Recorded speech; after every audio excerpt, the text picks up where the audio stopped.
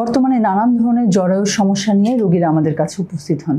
অনেক সময় সেই সমস্যার জন্য বা জরায়ুর টিউমারের জন্য আমাদেরকে বলতে হয় যে আপনার জরায়ুটা ফেলে দিতে হবে, যাকে আমরা মেডিকেলের ভাষায় বলি হিস্টেরেক্টমি।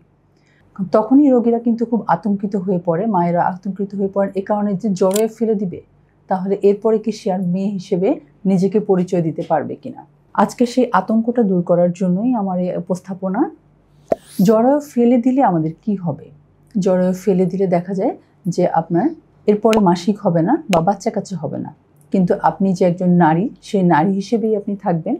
জরায়ু ফেলে দেওয়ার জন্য পরবর্তীতে এটার কারণে আপনার স্বামী স্ত্রীর মধ্যে যে কনজুগাল লাইফ, তাতে কোনো সমস্যা হবে না।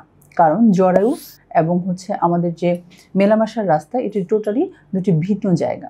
আরেকটি হচ্ছে জরায়ু ফেলে দেওয়ার সময় আমরা যদি ওভারিটা রেখে দিই, যেটাকে বলা হয় ডিম্বাশয়, তাহলে মেয়েদের যে আপনাদের হরমোন মানে ফিমেল হরমোন যেগুলো আছে, এগুলো কিন্তু মাসে মাসে ঠিকই তৈরি হতে থাকবে, এবং যার কারণে নারীদের মধ্যকার যতগুলো বৈশিষ্ট্য বা যে হরমোন সাপ্লাইয়ের ফলে নারীর মধ্যে যে শারীরিক চেঞ্জ হয়, এগুলি সবই কিন্তু অক্ষুণ্ণ থাকবে। তাই জরায়ু ফেলে দিলে নারীদের সব কিছু শেষ হয়ে যাবে, এই আতঙ্ক করার কোনো মানে নেই।